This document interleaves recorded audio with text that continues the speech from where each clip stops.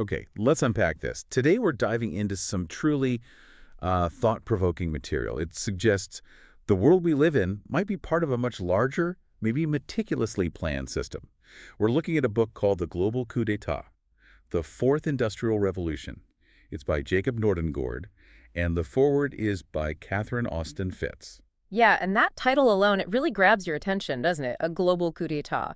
Nordengard's basic idea is that we're seeing this takeover kind of orchestrated through public-private partnerships. Right, and he says they're leveraging crises to bring in what he actually calls a techno-totalitarian technocracy. That's the term. And for him, it's not just a phrase. He means a system where, technology and data are used by some central authority for really comprehensive control over everything, basically. So our mission today, yours and mine, is to explore the historical threads he pulls together, the modern stuff too. We want to help you figure out, what he presents as fact versus what he calls propaganda from all sides. And what's really compelling, I think, is Nordengard's approach. It's meticulous. Catherine Austin Fitts, in the foreword, she says he maps out the people, groups, events, and regulatory frameworks being used to consolidate power globally. So this deep dive is about translating those official narratives, as Fitts puts it. Exactly, into what the author sees as the actual technocratic details, the nuts and bolts of tyranny, as she calls it. His hope, he states it pretty clearly, is that by studying this, by compiling it, humanity can kind of sate itself. It's an ongoing story, he says, dedicated to his daughters, hoping they avoid a dystopian future. We're just looking at his contribution here. Yeah, definitely. So if you've ever felt like maybe there's a bigger game being played or wondered how all these, seemingly random global events connect, then this deep dive should be really interesting for you. we'll be looking at how global crises, past and present, are framed by the author as these, opportunities for really profound societal change, often pushing forward what he calls the Fourth Industrial Revolution. Right, which is essentially that fusion of tech, physical, digital, biological, blurring all the lines. Okay, so let's start at the beginning, tracing the origins of this grand chessboard, as the author sees it. He goes back, way back, early 20th century, visions of a global utopia, people like Cecil Rhodes, Lord Milner. Arnold Toynbee's Roundtable movement, too, from Sure. 1909. That's also where the Rhodes scholarships came from.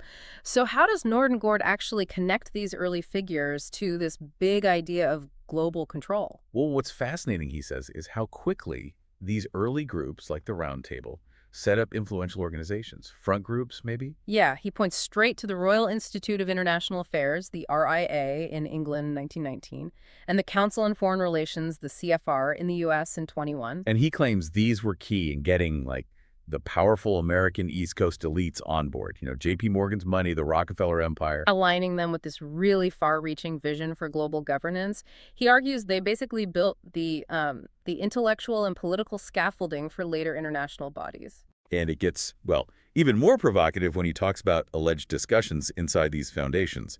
He cites Norman Dodd's investigation of the Carnegie Endowment back in 1952. Apparently, there was a discussion in 1908. Right. The question they supposedly asked was, is there any means known more effective than war if you want to alter the life of an entire people? Chilling stuff. And the conclusion, allegedly, no more effective means is known to humanity than war. Wow. And then they supposedly talked about how to get the U.S. into a war, focusing on controlling the State Department. Nordengard links this directly to Elihu Root. He was the Carnegie Endowment chairman then.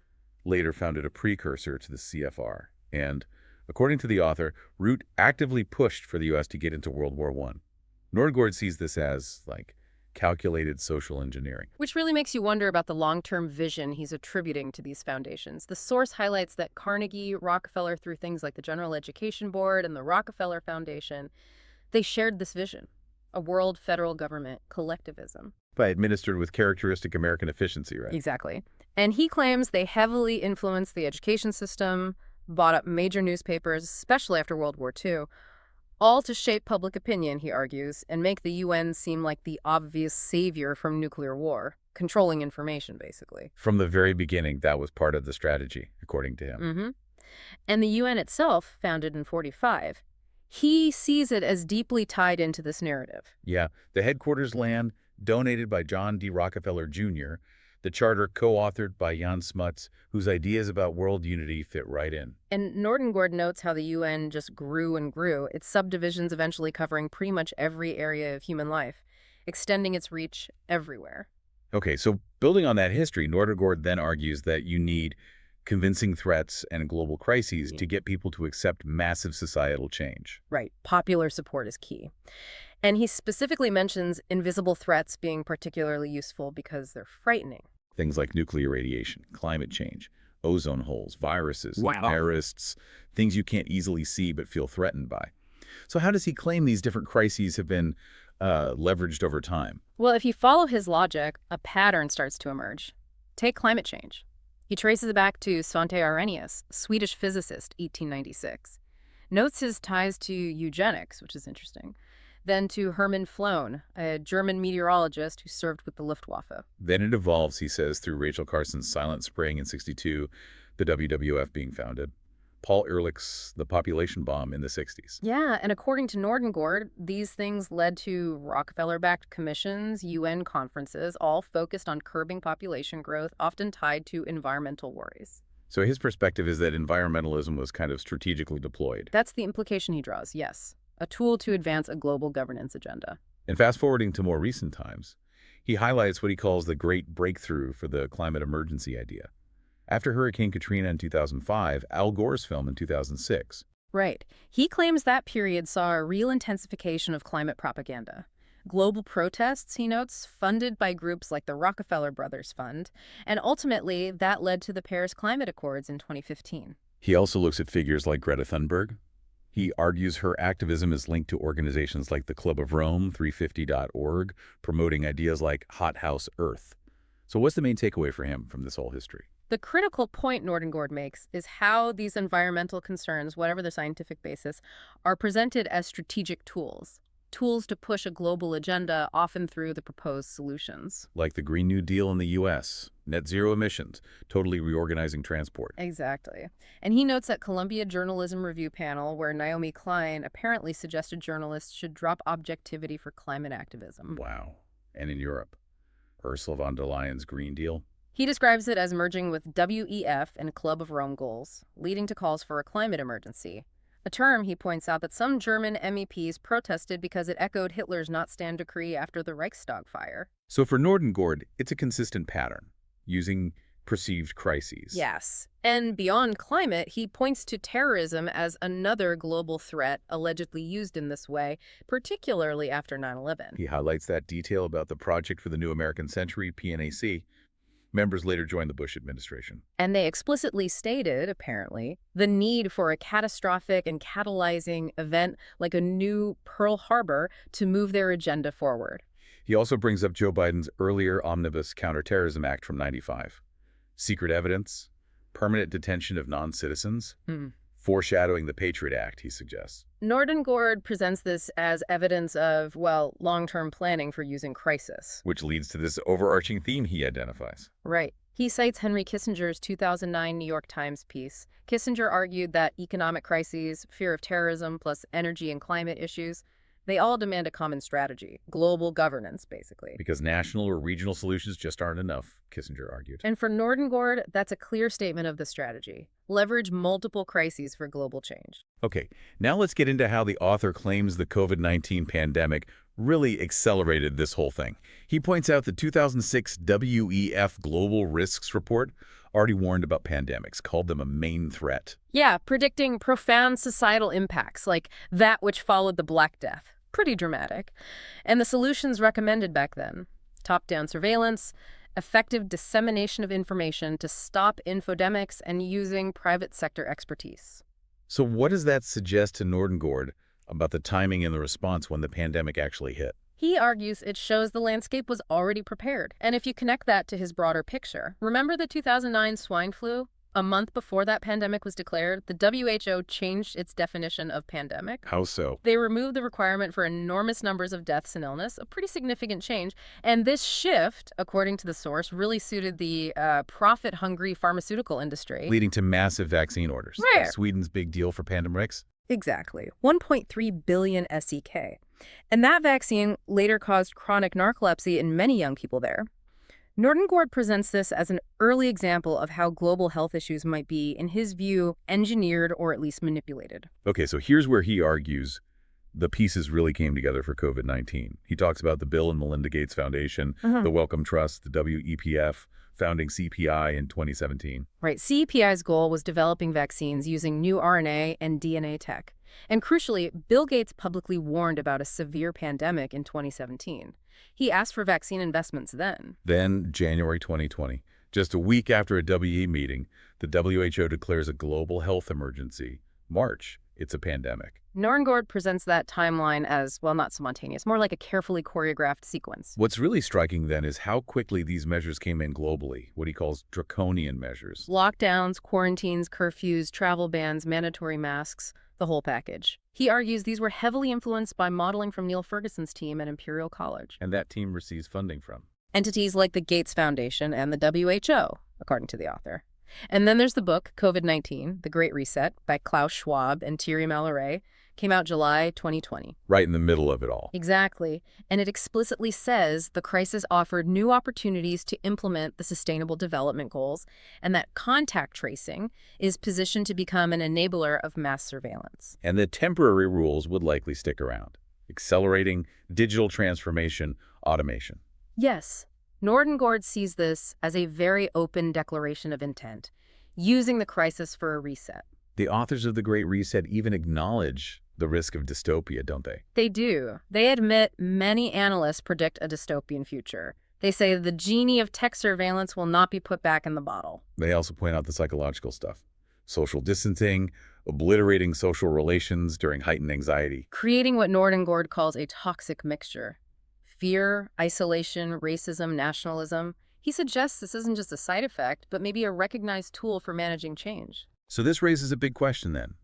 What's the ultimate goal of this digital transformation, according to the author? Well, look at the UN's action plan from June 2020. It called for universal connectivity by 2030, global cooperation on AI, all framed under sustainable development. Agenda 2030's Sustainable Development Goals, 17 of them, ending poverty, hunger, ensuring health, sustainable industry. They sound good on paper. They do sound idealistic, but Nordangard argues they're being interpreted by global institutions in ways that favor corporations and billionaires, and becoming, as he puts it, legally binding for all inhabitants on Earth without their informed consent or a chance to vote. A fundamental governance shift, in his view. So what does that mean for us? For individuals? Control, identity. He details the Rockefeller Foundation's ID 2020 project, started early 2019, aiming for a digital ID for everyone. Partners like Accenture, the World Bank Group. And this digital ID is pitched as essential, right, for healthcare, e-commerce, travel, participating in the digital world. Exactly. And he connects this directly to the WEF's vision of blockchain-enabled citizen loyalty and reward platforms. Basically, a social credit system for everyone, blurring convenience and control. And according to Nordangard, we saw a rapid push for things like global health passes initiatives. Yeah, he mentions Tony Blair championing that, calling for G20 nations to set up interoperable health passes, and countries like France and Austria implementing what he calls medical apartheid with vaccine mandates, restricting access for the unvaccinated. The WEF also predicted smart tattoos and implants for ID, location, behavior monitoring. As part of the Internet of Bodies, yes. He describes this concept involving tons of sensors to monitor, analyze, and even modify human bodies and behavior. He quotes Dirk Helbing, warning this could lead to some of the darkest chapters in human history. Pretty stark warning. Okay, here's where Nordangard introduces something really chilling, a historical document.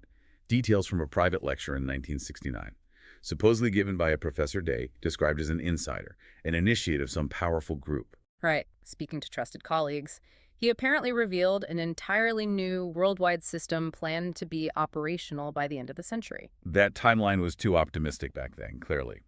But Nordangard argues we're on the brink of it now. He sees this lecture as almost a blueprint. Does he give any context on, how credible this lecture is, or who this group was? He presents it as a primary source, suggesting its predictions are just too specific to dismiss. Professor Day apparently described a dual purpose for all their plans, an ostensible purpose for the public, and the real purpose establishing this new system. A system much bigger than communism, involving East-West cooperation. That's what Day supposedly said. And some startling predictions followed. population control through permission to have babies, limiting most people to 2 kids, and evolutionary eugenics to push evolution faster, accelerated puberty, intense educational competition. Some really dramatic claims there. He also talked about undermining the traditional family, making marriage less important, women working, men reassigned to different cities. Yeah, intentionally breaking those bonds, even crime, supposedly, would be used as a tool, letting some areas become slums to select out the unfit. The control, based on Nordangard's summary of this lecture, was meant to be total. And the predictions for healthcare and society sound particularly, well, grim. Extremely. Doctors becoming skilled technicians in large institutions, potentially performing executions by lethal injection, healthcare tied to employment, costs rising, ID needed for hospital access. And for the elderly, he talked about euthanasia. Offering a demise pill, calling them a burden, no longer useful, making life difficult to encourage that choice. It's a very bleak vision of a managed society. And the control just kept going, didn't it? Students spending more time in school but learning nothing unless they were in elite tracks. Right, fierce competition there leading to specialization, stress, housing shifting from private ownership to centrally assigned quarters, and of course, a single electronic money system, eventually a skin implant for tracking. Terrorism, even in the U.S., foreseen as a tool to convince people the world's unsafe. Unless control is handed over to the proper authorities. Food supplies centrally controlled, growing your own food illegal. Even weather control is a weapon. Wow, it covers pretty much everything. It does. And ultimately, Professor Day supposedly said everyone would have to pledge allegiance to this new system. No room for dissent. Resistors would simply disappear to special places for humane disposal. Nordangard finds this echoes other dystopian scenarios, like Raskin's fortress world elites and enclaves, poor majority in a police state. Or the New Earth Order enforcing stability, security, and sustainability via a revamped UN, leading to global apartheid. He suggests Day's lecture is like an internal confirmation of the whole agenda he's been outlining. So after all that, what does this mean for you, listening? This deep dive into the global coup d'etat. It offers a really stark perspective, doesn't it? Challenging, certainly, on the forces Nordangard claims are shaping our world, from way back historically right up to today's crises. It definitely invites you to question whether the solutions we're offered for global problems are really for our benefit. Or if they're part of this larger pre-planned transformation that the author argues is underway. My feeling is, knowledge is most valuable when you understand it and can apply it somehow. Nordangard's core message seems to be, we have to be our own saviors. Learn to tell fact from propaganda, misinformation, from all sides. Yeah, the sheer volume of source material he presents is meant to show these aren't just sudden ideas, they're patterns developing for over a century through different groups, influential people, using crises as stepping stones. He really wants us to look beneath the surface. And looking ahead, the author mentions things like the farmer protests we've seen against environmental rules, increased militarization. As the effects of things like Agenda 2030 start to bite, he suggests, it makes you think about how these movements, maybe your own community, will respond. Are we seeing real resistance? Or is it possible, as the author hints about some movements, that they get co-opted or even designed to fit into a bigger Hegelian game? Right, that idea of problem-reaction solution. Right. Where conflict itself drives a predetermined outcome. Truth always finds a way, he says, but maybe not how we expect. So this leaves a big question for you to think about. Given these detailed blueprints Nordangard lays out for global control and the strategies described for managing dissent, how can individuals, how can communities genuinely foster critical thinking, maintain autonomy in a world that's so interconnected and well-influenced? What stands out to you from everything we've discussed today as the most critical insight, the key thing to hold on to, perhaps, to protect your own future?